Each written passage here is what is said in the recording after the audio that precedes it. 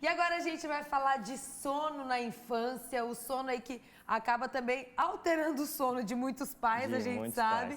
Estou aqui com o Thiago Dematê, ele é pediatra, especialista em sono, vai tirar todas as nossas dúvidas que estão chegando muito já pelo nosso WhatsApp. Boa tarde para você, seja bem-vindo. Boa tarde para todos que estão em casa, é um prazer estar aqui de novo. Né? E vamos tirar dúvida de quem não dorme, né? De quem não dorme, né? Dos pais, das crianças que não dormem. Exatamente. É muito comum isso no consultório, tenho certeza. É demais. Hoje eu faço consultório de pediatria geral, mas também de medicina do sono. E assim, para minha surpresa, as queixas de sono estão muito grandes, né? Eu brinco que um tempo atrás a queixa era meu filho não come. Agora parece que todos estão comendo e ninguém dorme, né? E isso tem muito a ver com essa rotina nova, né? A que rotina a gente dos pais, está né? tendo. Na verdade, da família, né? Como um todo. Então, assim, os pais estão reduzindo o tempo de sono, reduzindo o tempo em casa e alongando, né? Então, essa noite para poder ficar um pouco mais perto das crianças. Só que isso tem efeito colateral e é isso que a gente pode conversar hoje. É isso aqui que a gente vai falar então, porque a importância mesmo do sono a gente sabe, né? Do que isso pode impactar na vida da criança. Vamos começar respondendo então? Vamos lá, já vamos. Tiago, o que está chegando dos nossos telespectadores? A primeira pergunta é da Jennifer. A minha bebê, ela tem 1 ano e mama no peito. Ela não dorme a noite toda, acorda 5 vezes ou mais por noite. Como eu faço para ela dormir a noite toda? Isso, Jennifer, assim, começamos já, acho que com a principal queixa do consultório, né, da pediatria do sono. As crianças, elas têm que ter uma construção de aprendizado, né? O dormir não é algo que acontece do nada. Assim como caminhar, a criança precisa ser exposta para caminhar, né? O dormir da mesma forma. Então, a gente não consegue resolver isso num passe de mágica. No teu caso, que é o mais comum do consultório da criança que mama várias vezes à noite, provavelmente ela está tendo o que a gente chama de despertar por associação, insônia por associação. Ou seja, eu, quando vou dormir, pego meu travesseirinho e viro para o lado esquerdo. Se eu acordo 3, 4 vezes durante a noite, que isso é normal acontecer, o que eu faço para voltar a dormir?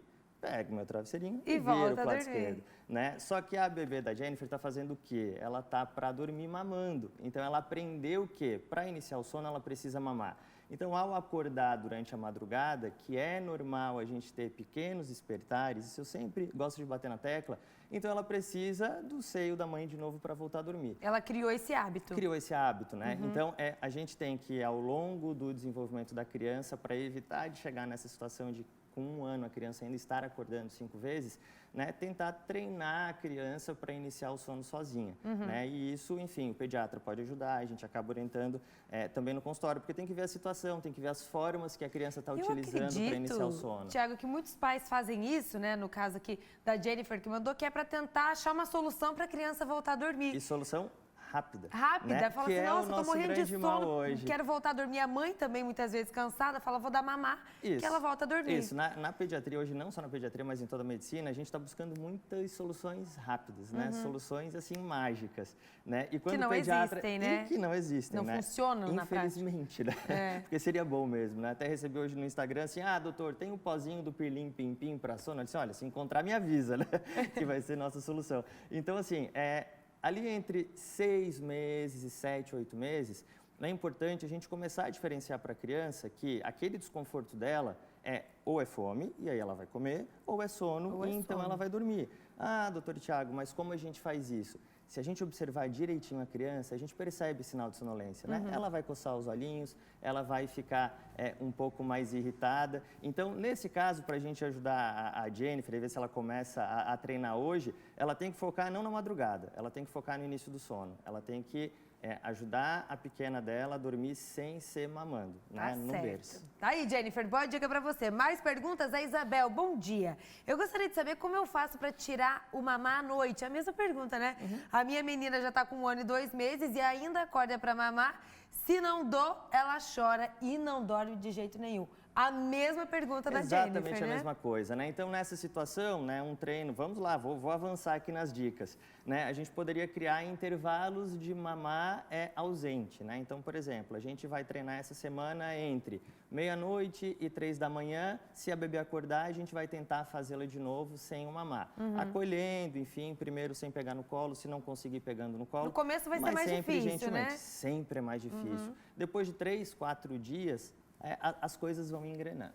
Carolina, vamos ver, eu tenho gêmeas de 1 ano e 1 mês. Eu queria saber quantas vezes por dia é normal elas quererem dormir? Sim. Porque tá aí a outra pergunta também. Tem gente que fala assim, mas será que dormir demais pode ser prejudicial também? Sim, na maioria das vezes, esse conceito do dormir demais, ele é bastante relativo, porque o demais para cada um é diferente, né? Então, cada criança em cada faixa etária, a gente tem uma quantidade média de horas de sono. Então, a gente tem que encontrar qual é a quantidade ideal dessa criança e isso a gente avalia pelo comportamento diurno. Ali a gente tem gêmeas. Né? E eu tô craque em gêmeas, tenho 2 pares de gêmeas de afilhadas. Ah, é? Você tá as maiores estão com assunto. 2 anos e alguma coisa e as menores 1 ano e meio. Então, né, uma coisa que é bem importante a gente avaliar é que, assim, 2 vão ter padrões diferentes de sono, vão ter necessidades diferentes de sono. Então, a gente tem que avaliar de forma individualizada. E a Não tendência é tentar fazer as 2 dormirem Exato, juntas, a gente né? sempre vai tentar criar uma rotina para que as 2 se direcionem para o sono ao mesmo tempo, né? Isso sem dúvida. Agora, se uma dormiu e a outra ficou um pouquinho mais acordada, mas dormiu logo depois, e se no outro dia a que dormiu mais tarde também acordou um pouquinho mais tarde, talvez seja o horário dela. Então a gente tem que avaliar com bastante cuidado, porque nessa situação em especial, os pais costumam querer que os 2 durmam ao mesmo tempo. E aí um vai chorar, porque não está com sono ainda. É o desafio em dose dupla nesse caso, né? A Cíntia, o meu menino, ele tem 10 meses e segue acordando sempre na madrugada. Às vezes brincando e às vezes chorando. Ele tem um sono muito agitado, gira por toda a cama, já até coloquei um colchão de casal no chão para ver se ele dorme melhor. Mas nada ainda. O que é que nós podemos fazer? Então, ele acorda agitado, né, o filhinho da Cíntia? Isso, então, e aí é uma questão bastante diferente, né? A Cíntia fala que com 10 meses, ele acorda ainda várias vezes, chega a girar na cama. Então, sempre que a criança acorda com um comportamento diferente associado, seja ronco, seja suor à noite, seja movimentação na cama durante a noite, pode ser que essa criança tenha um problema efetivamente que não permita com que ela relaxe durante a madrugada e descanse. Né? Então, nessa situação, é importantíssimo fazer uma avaliação médica, tá? Para ver, por exemplo, se a criança não está iniciando um quadro de apneia do sono, que é algo bastante frequente, né? Principalmente naquelas crianças que têm um histórico familiar de rinite, de asma. Ver se essa criança talvez não tenha o que a gente chama hoje, e sim, criança tem síndrome das pernas inquietas, então ela pode fragmentar o sono em função disso, onde ela tem movimentos de perna durante a madrugada e que impede, então, esse sono por completo.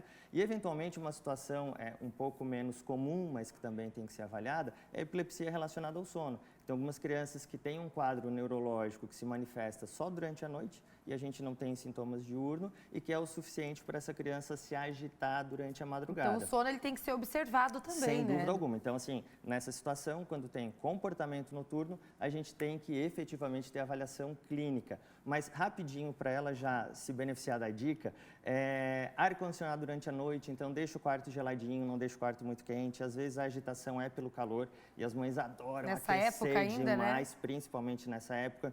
Observar barulho no quarto, então ver se esse quarto está efetivamente isolado do som, dos ruídos externos, né? E cuidar com alimentação excessiva, porque de barriga cheia a gente até dorme, mas não dorme bem. Não dorme bem. Então, o que serve pra gente também serve pra eles, né? A Luciane, vamos ver, eu tenho 3 filhos e nunca me incomodei com noites em claro, pois sempre coloquei uma rotina na hora de ir pra cama. É o grande exemplo aqui, né, Luciane? Obrigada, viu, por compartilhar. É o famoso hashtag fica a dica, né? Fica a dica aqui da Luciane. É criar a rotina desde sempre, né? E, 3 filhos para não se incomodar com sono, ela tá mega de parabéns, né? Tá bom. Pra gente finalizar, chegou mais uma pergunta que não tá no nosso WhatsApp, mas é do pessoal que tá aqui dentro, ó, das mamães que estão por aqui, perguntando qual a hora mais indicada pra criança dormir. Isso, a gente não tem hora certa para a criança dormir, né? A gente tem sono, quantidade mínima de sono. Mas a gente sabe que ao longo do tempo, ao longo em que a criança vai crescendo, a tendência é atrasar. Adolescente não gosta de acordar cedo, né? Então, uma dica que eu sempre dou, a criança ela tem que acordar espontaneamente, de manhã.